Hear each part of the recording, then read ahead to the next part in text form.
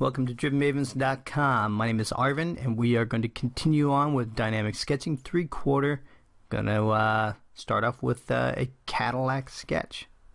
So let's go.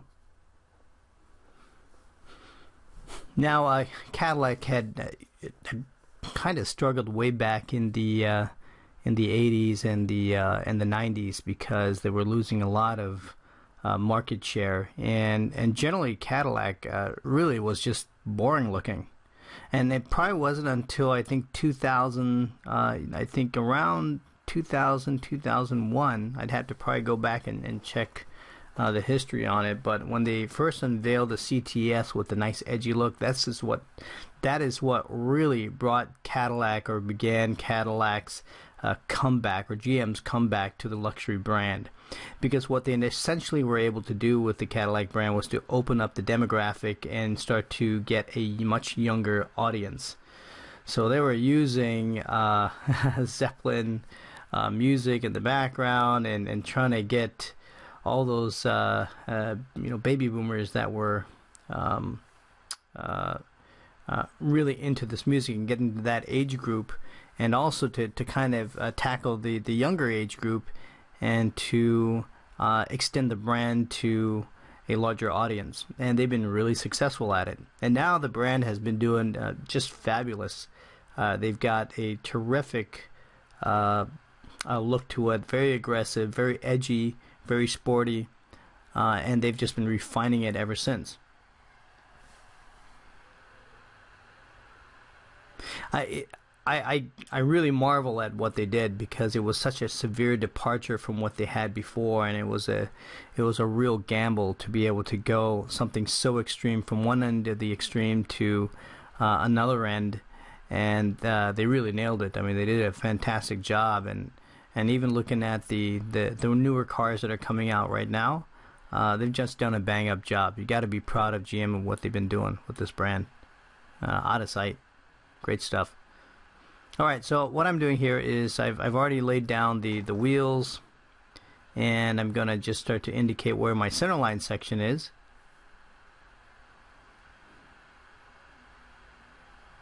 And then I'm going to show where the grill is. It's not exactly like the CTS as you see it, because I'm sort of going a little bit by memory.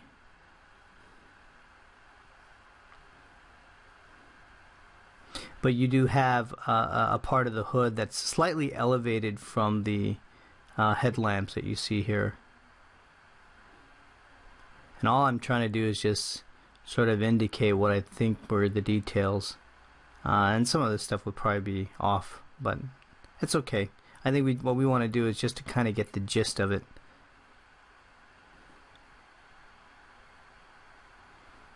Now I've got probably around a 2.5 wheel spacing here, maybe a little bit more, close to 3 maybe. That is the wheelbase, that is the distance between the front and the rear wheel.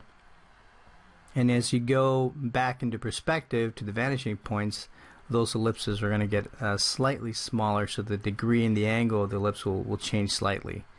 It's about a 10-degree difference in change between the degree. So let's say if I start off with like if you have ellipse templates and you start off with about a 45-degree ellipse, then you'd end up with about a 35-degree ellipse for the rear. And that principle would apply about the same thing for the opposite wheel that would become a little bit more open. So they won't be as narrow, they'd be wider. Now around the, let's see, probably around the 4-minute mark here, or not 4-minute mark, but around 5 minutes, what I'm going to do is speed up the video. Now we're going to extend that lips out a little bit more. I'm going to move that to the back. And it kind of creates that thickness, creates the tire there. Alright, now you can see that the video's been sped up a bit. Now that you know what the initial speed was, we can kind of go a little bit faster here. Total time, the real time, I think it took about 12 minutes to finish the sketch. Once again, these are all really nice exercises to do as you start to build and grow and adjust your speed level or try to increase your speed. So you can tell the difference between what I do on a 3-minute sketch versus a 12-minute sketch, and then soon I will start bringing maybe some things that take a little bit more time. As you saw on the previous week's example, we did the front view. That was, I think, about a 16-minute sketch. Now I've got that reflection that I'm adding in there. A reflection goes to the side of the glass, which is just the trees that are surrounding the car. And I'm just going to indicate the spokes. Not going to get too fancy here. I just want to drop something in just to indicate it. Drop some spokes, that is, to indicate it.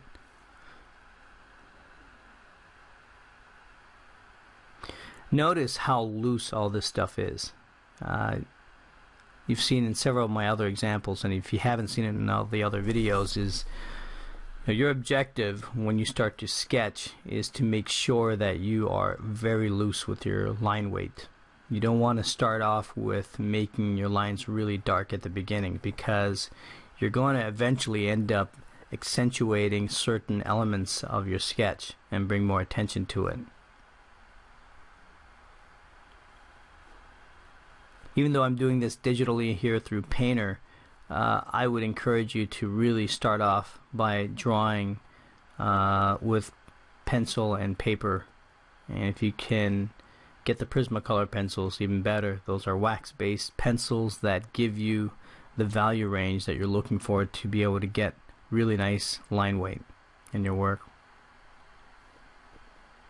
It's a definite bonus, and that's what you're going to be using. If you end up going to design school, you will be required to buy those Prismacolor pencils. So the faster or the sooner you decide to incorporate that or use those types of mediums in your work, the better off you are. This is about it. So I hope you enjoyed this quick sketch, and we'll see you here next time on DrivenMavens.com. Have a good one.